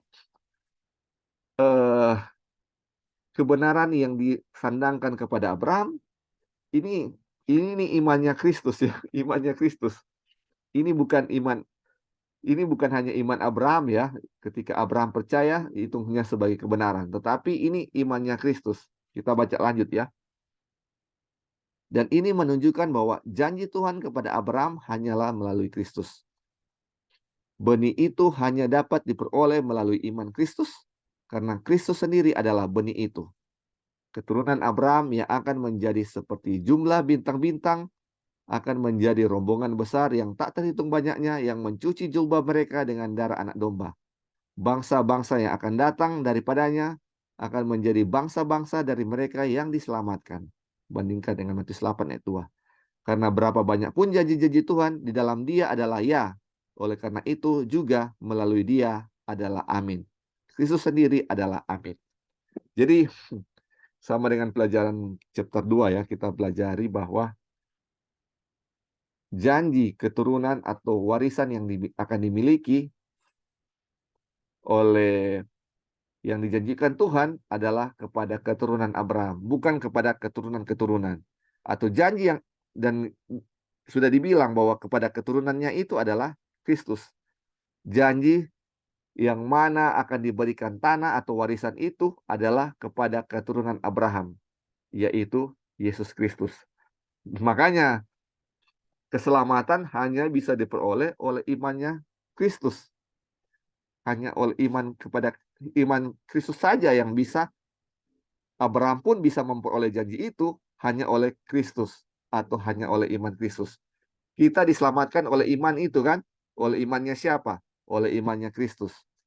Nah, makanya Abraham pun diselamatkan oleh imannya Kristus. Jadi kita bisa paham ya di sini bahwa kita diselamatkan oleh Kristus. Dan Abraham pun bisa diselamatkan oleh Kristus. Dan janji bahwa semua bangsa di dunia akan mendapat berkat adalah karena Kristus ini, adalah oleh karena keturunan Abraham ini. Abraham pun bisa mendapat berkat oleh keturunannya, yaitu Kristus ya. Ya, mungkin ada yang mau tambahkan sejauh ini soal imannya Kristus.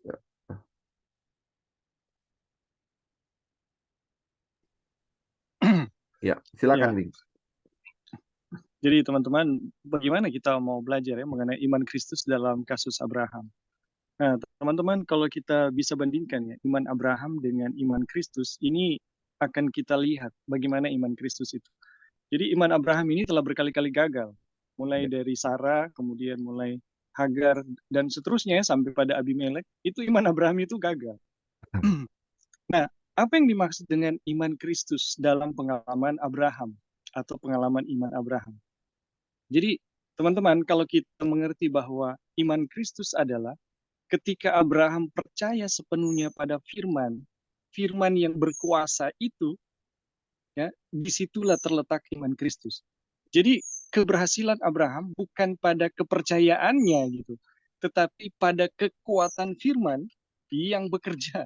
Jadi teman-teman, ketika Abraham sepenuhnya berharap pencapaian tujuan itu pada firman, maka disitulah letak iman Kristus. Nah, teman-teman, ini akan lebih kita pahami kalau kita bandingkan bahwa sebenarnya gini, kalau kita bandingkan bahwa tidak ada manusia yang hidup di dunia yang tidak percaya. Ini contohnya. Kenapa Abraham bisa gagal ya? Bisa gagal misalnya waktu dia menyerahkan istrinya Sarah atau dia mengambil Hagar. Ini kegagalan Abraham. Kenapa Abraham bisa gagal?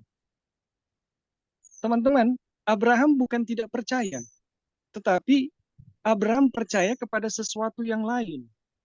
Kalau misalnya waktu dia gagal ya menyerahkan istrinya, dia lebih percaya kepada pendapatnya, logikanya. bahwa logikanya gitu, logikanya. Jadi logikanya, oh dengan menyerahkan istrinya pasti dia selamat.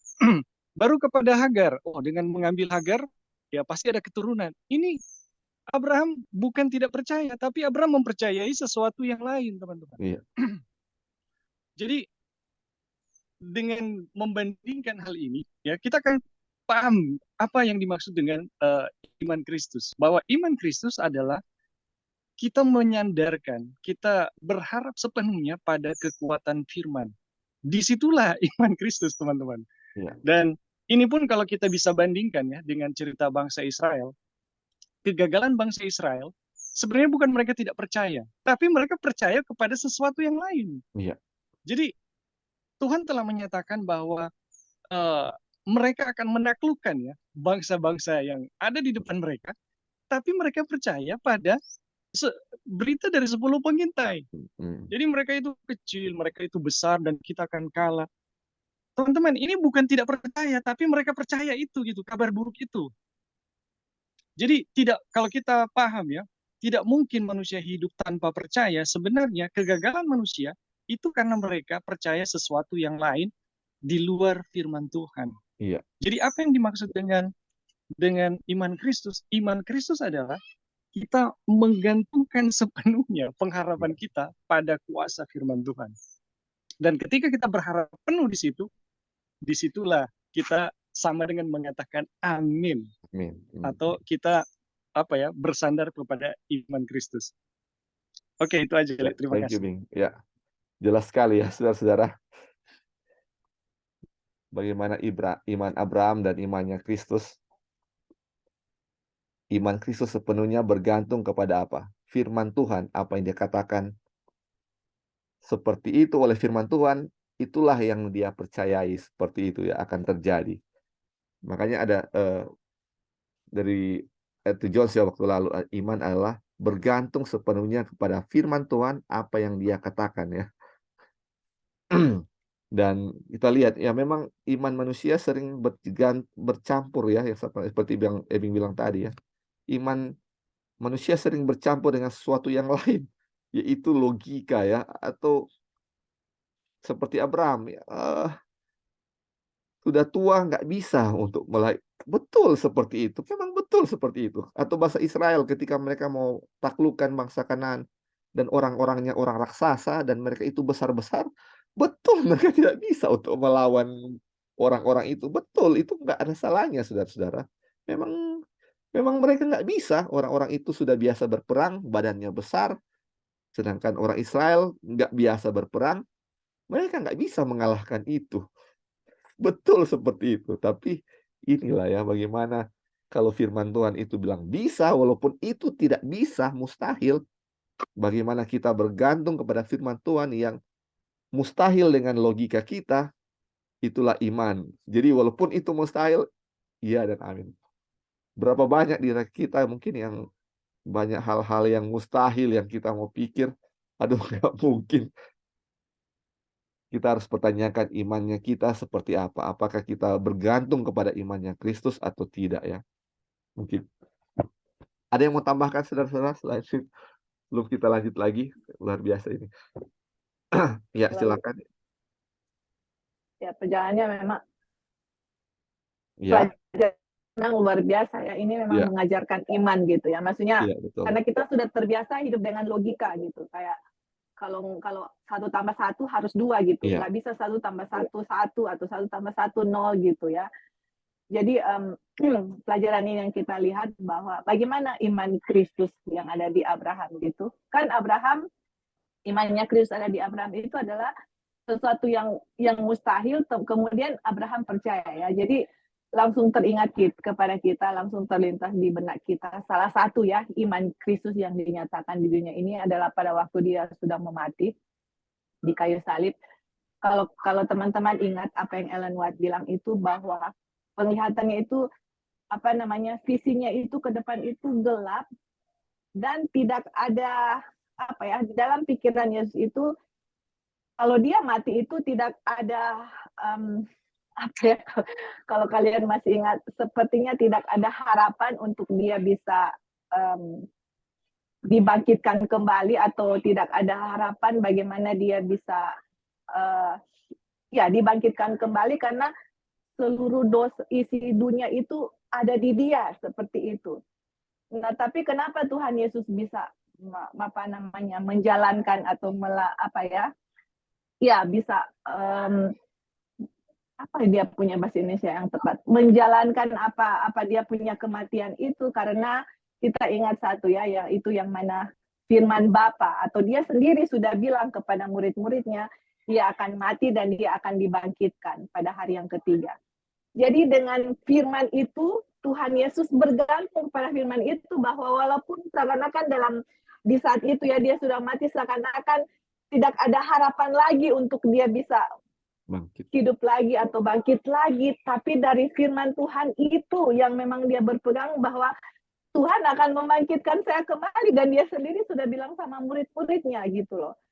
Jadi ini satu templakannya untuk saya pribadi, teman-teman. Ini pelajaran untuk saya pribadi pada pagi ini, memang benar-benar sesuatu yang di pemandangan saya ini mustahil. Maksudnya bagaimana saya bisa accomplish begitu? Bagaimana dalam banyak hal ya, mau segi kerohanian kah, mau segi semualah, saya bisa bilang dalam aspek kehidupan kita masing-masing. Bagaimana ini bisa accomplish?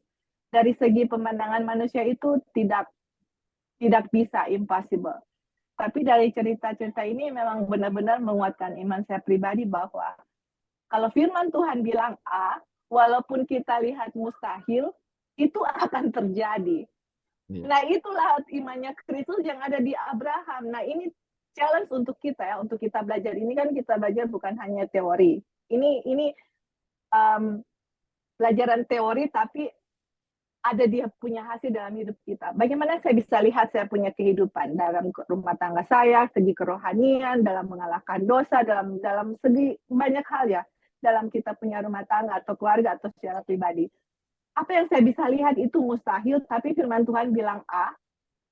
Kemudian saya percaya Tuhan, terima kasih karena A ini akan terjadi. Walaupun mustahil di dalam saya punya pikiran, tapi saya yakin if God say A akan terjadi gitu loh. Dan kita aminkan dan kita berdoa bukan gini ya, Tuhan tolong berikan A, tapi Tuhan terima kasih karena Tuhan akan berikan A, karena A itu janji Tuhan. Nah, itulah imannya Kristus yang ada di Abraham, dan itulah iman Kristus yang salah satu ya yang ditunjukkan waktu dia sudah mati di kayu salib. Dia bergantung pada firman Tuhan itu sendiri. Dan sama seperti A.T. Jones yang tadi Lali bilang. Apa yang firman katakan, kita bergantung, firman itu akan menghasilkan apa yang dia bilang dari firman itu sendiri. Oke, thank you, Li. Iya, thank you. Ada juga contoh ya yang waktu Centurion, apa namanya, kepala pasukan, dia punya hamba sakit. Dia punya hamba sakit, dia datang kepada Yesus kan. Dia bilang, Yesus sembuhkan hambanya. Dan Yesus bilang, oke, saya akan datang ke rumahmu untuk menyembuhkan hambamu. Terus dia bilang apa? Enggak perlu datang. Bilang saja, sebuah kata, bilang saja, dan hambaku akan sembuh. Dan Tuhan Yesus bilang apa? Tidak ada yang saya dapati di bangsa ini, atau di bangsa Israel itu, iman sebesar ini. Bagaimana pemimpin kepala pasukan itu percaya kepada apa? Iman. Dia cuma bilang, Tuhan bilang saja, karena kuasa ucapanmu atau firmanmu itu yang akan menyembuhkan hamba saya. Jadi mempercayai iman itu mempercayai firman apa yang Tuhan bilang, itu akan terjadi. Enggak perlu Tuhan Yesus ke rumah orang kepala pasukan itu. Cukup bilang apa? Bilang saja. Berfirman saja. Makanya kita harus percaya bahwa firman Tuhan yang menjadikan langit dan bumi, ketika dia bilang terang, itu bisa jadi terang. Dia bilang jadi tumbuh-tumbuhan, jadi. Itu firman yang sama yang harus kita percaya, itu memiliki kuasa, saudara-saudara. Makanya kenapa hari Sabat itu penting? Karena hari Sabat untuk mengingat akan firman-Nya yang kuat, yang luar biasa itu. Bagaimana kita bisa, kita harus percaya imannya itu berkuasa. Jadi di chapter 1 ya, kalau kita mengabarkan Injil, kita harus mengabarkan tentang penciptaan atau kuasa penciptaan. Jadi, kenapa kita harus ada kuasa penciptaan itu, harus kita kabarkan juga atau tentang penciptaan. Bahwa ketika firman Tuhan memberikan suatu perkataan, itu ada kuasanya, itu ada powernya, dan itu akan terjadi. Nah, ini luar biasa ya, ini firman Tuhan, ini iman ini. Makanya mungkin ada hubungan ya, iman dan hari Sabat itu, bagaimana kita bisa percaya firman Tuhan melalui dengan hari Sabat, kita bisa melihat kuasanya dan kita bisa percaya, aduh ini Tuhan menjadikan gunung ini, menjadikan itu, bintang-bintang di langit. Dan iman kita bisa dibangkitkan melalui apa? Melihat ciptaan Tuhan ini. Dan firman Tuhan ini sangat berkuasa menjadikan apa yang di luar logika kita ya. Luar biasa. Oke, kalau ada lagi yang mau tambahkan sebelum kita akan lanjut? Kita lanjut ya. Kepada Abram dan benihnya. Pada hari yang sama Tuhan membuat perjanjian dengan Abram dengan mengatakan, kepada keturunanmu telah aku berikan tanah ini, dan lain-lain. Kejadian 15 ayat 18. Pembuatan perjanjian ini dicatat dalam ayat-ayat sebelumnya. Pertama, kita memiliki janji akan keturunan yang tak terhitung banyaknya, dan tanah. Jadi, Tuhan memberikan janji keturunan yang tak terhitung dan tanah ya, dua janji itu. Tuhan berkata, akulah Tuhan yang membawa kamu keluar dari Ur Kasdim untuk memberikan kepadamu tanah ini untuk diwarisi. Ayat ini harus diingat saat membaca ayat 18. Jangan sampai kita mendapat kesan yang salah bahwa ada sesuatu dijanjikan kepada keturunan Abraham dan dia tidak termasuk di dalamnya. Adapun kepada Abraham dan keturunannya, janji-janji itu dibuat. Galatia 3:16a. Tidak ada yang dijanjikan kepada benih yang tidak juga dijanjikan kepada Abraham.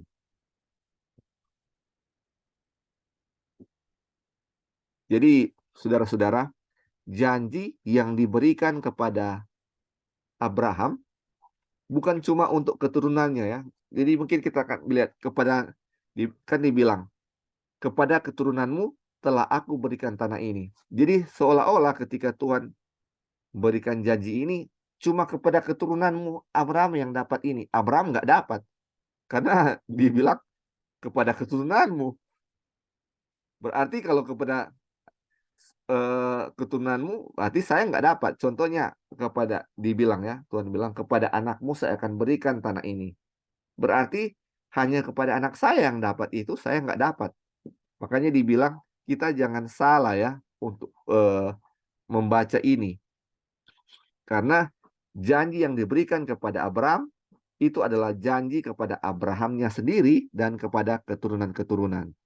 Jadi tidak ada yang dijanjikan kepada benih yang tidak dijanjikan kepada Abraham. Atau tidak ada yang dijanjikan kepada keturunan seed yang tidak dijanjikan kepada Abraham. Jadi ini benih ini kepada keturunan ya. Keturunan. Iya. Terus kita baca lanjut. Abraham percaya kepada Tuhan, namun dia berkata, Tuhan, dari mana aku tahu bahwa aku akan mewarisinya? Kejadian 15 ayat 8. Kemudian diikuti dengan catatan pembagian lembu jantan dan kambing betina dan domba jantan. Ini dirujuk dalam Yeremia 34 ayat 18 sampai 20. Ketika Tuhan menegur umatnya karena melanggar perjanjian.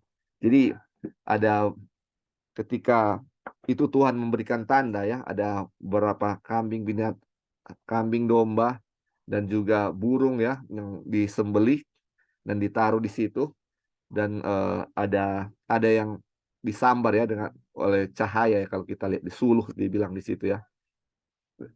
Ketika Abraham meminta tanda dan Tuhan memberikan tanda yang diminta oleh Abraham itu ya. Oke.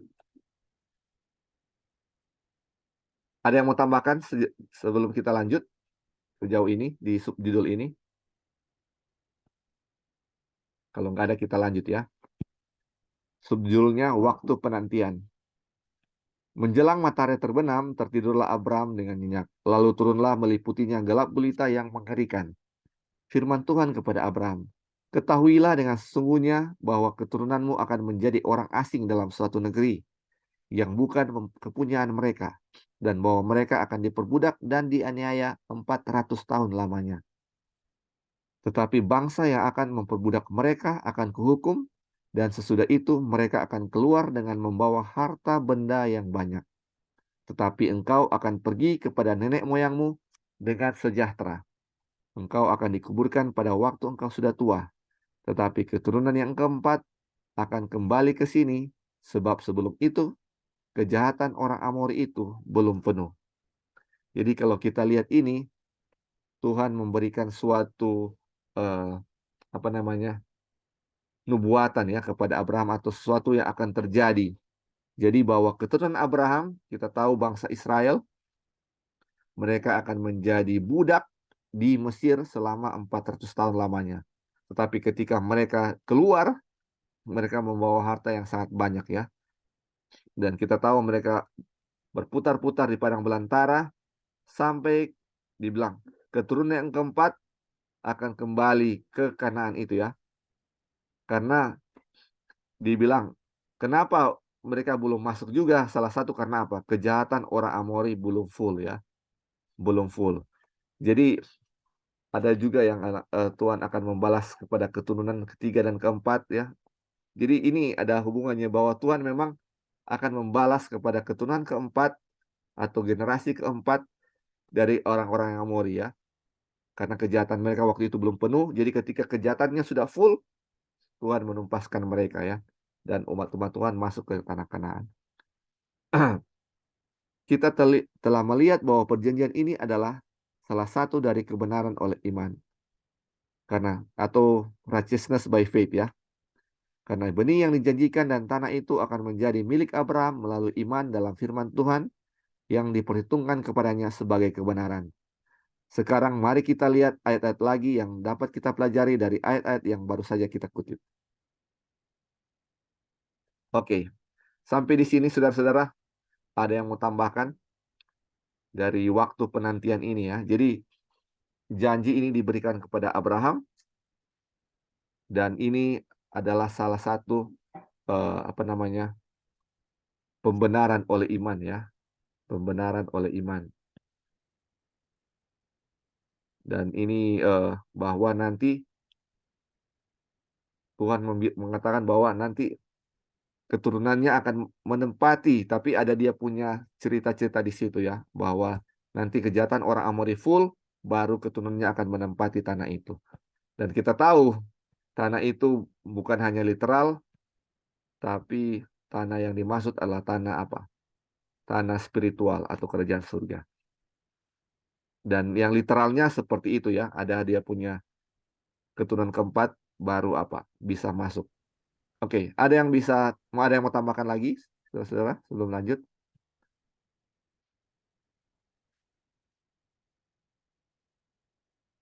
Kalau tidak ada, kita lanjut ya. Menunggu di kuburan. Dia punya subjudul. Mungkin ini dia punya subjudul terakhir ya. Kita lihat. Oke. Untuk satu hal, kita belajar bahwa Abraham harus mati sebelum kepemilikan itu diberikan.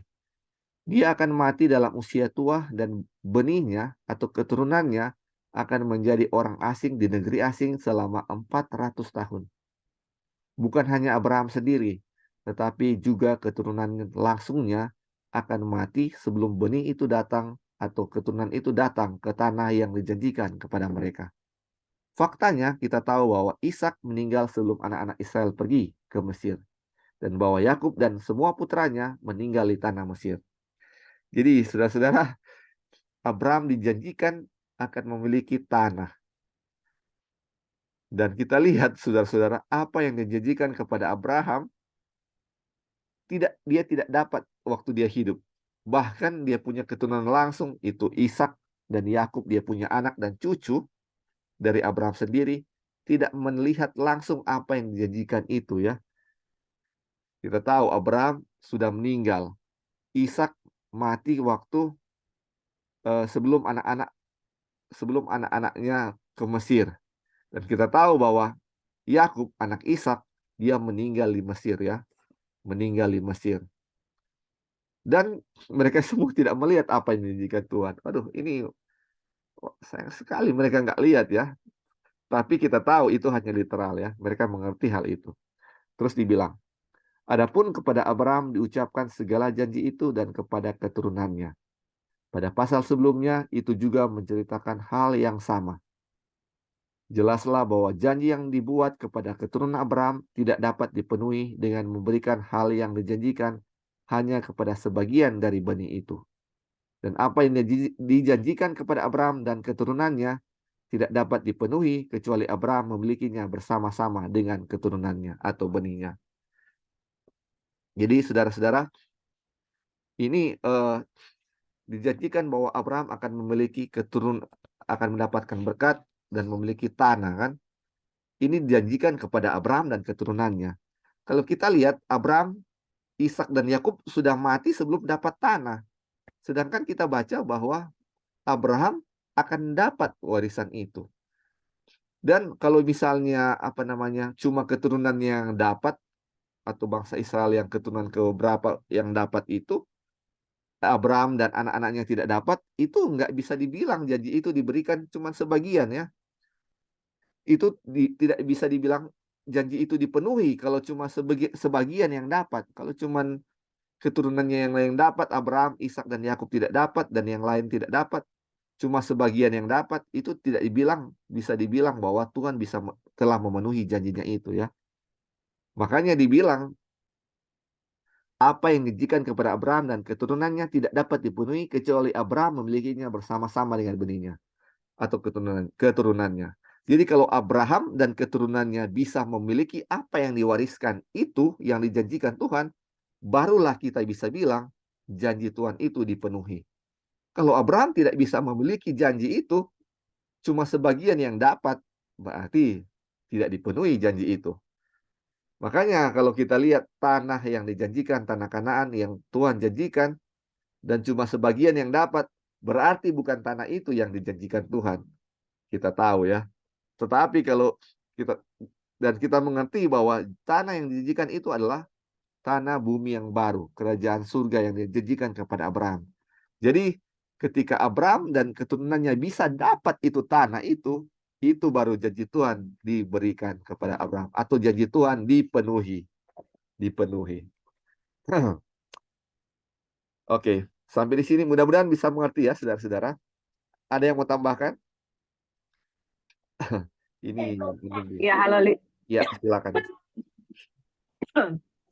Jadi mungkin keterangan ada nanti keterangan selanjutnya kita akan Ya. pelajari, tetapi kita lihat di sini bahwa itu tanah yang akan mereka miliki. Itu kan ada literal, dan literal itu akan apa yang kita lihat secara literal itu akan menjadi pelajaran spiritual. Jadi contohnya, misalnya bangsa Israel keluar dari Mesir untuk masuk tanah Kanaan.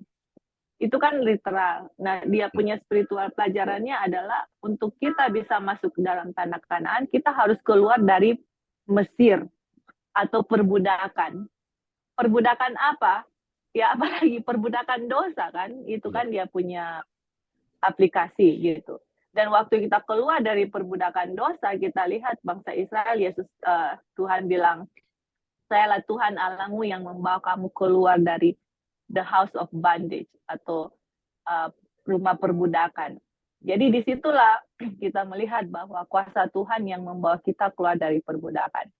Nah, kemudian untuk bangsa Israel masuk di tanah Kanaan yang literal, kita lihat di situ itu adalah perjalanan iman ya, perjalanan iman untuk masuk.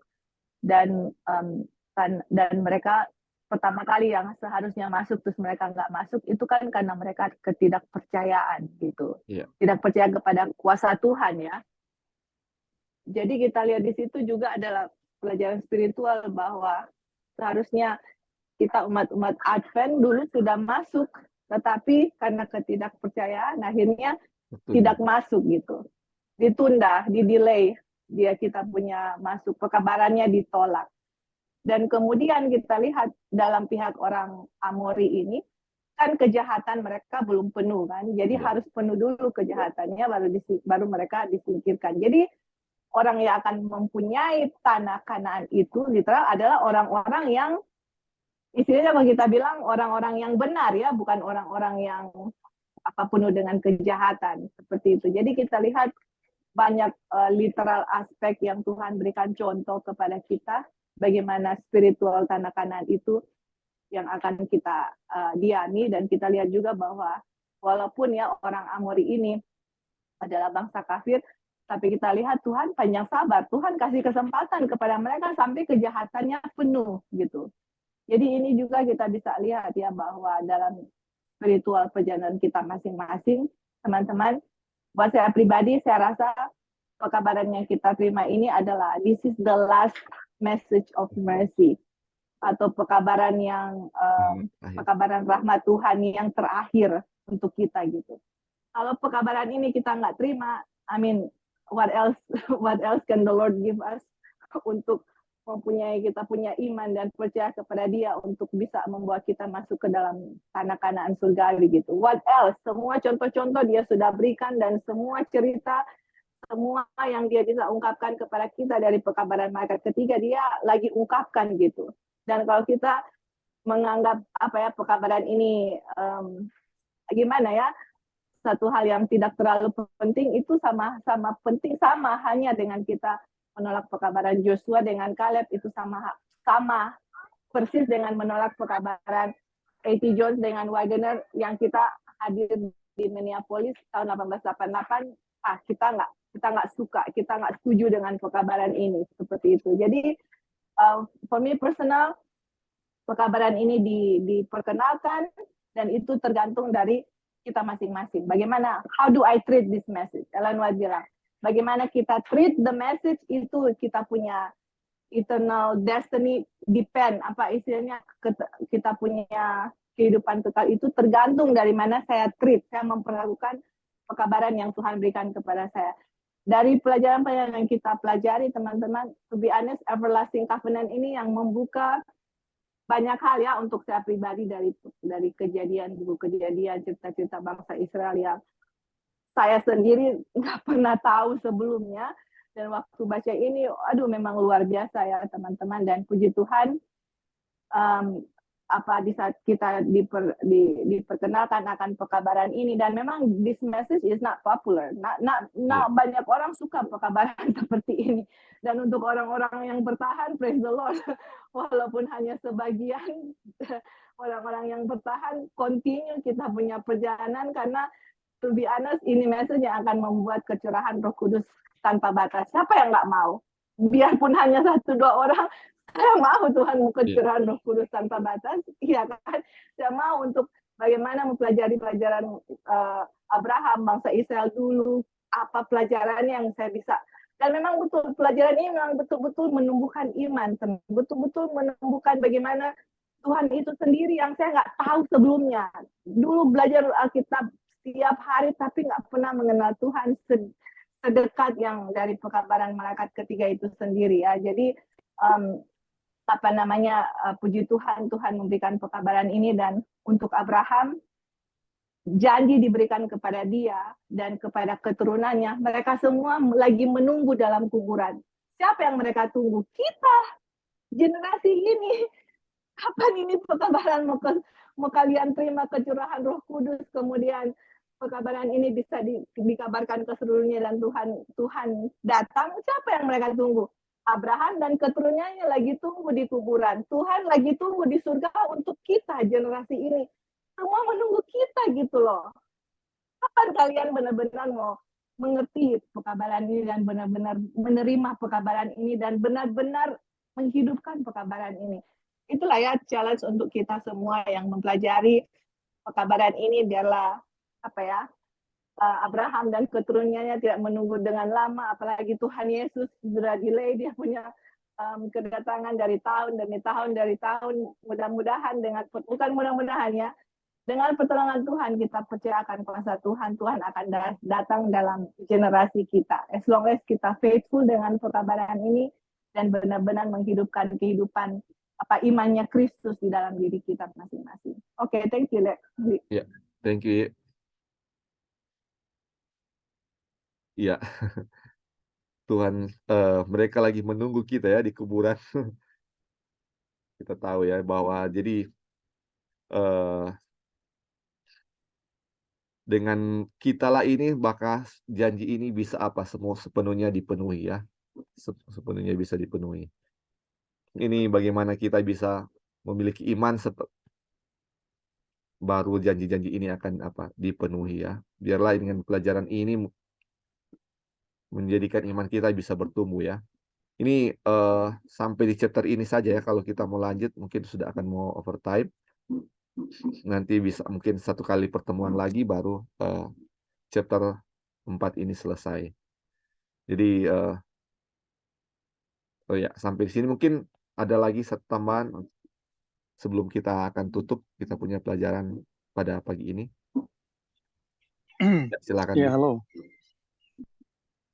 Nah, teman-teman, kalau kita mempelajari bagaimana Tuhan berjanji ya kepada Abraham, kemudian Abraham bertanya, kan? Abraham bertanya begini ya, ya Tuhan Allah, dari manakah aku tahu bahwa aku akan Mhm, memilikinya?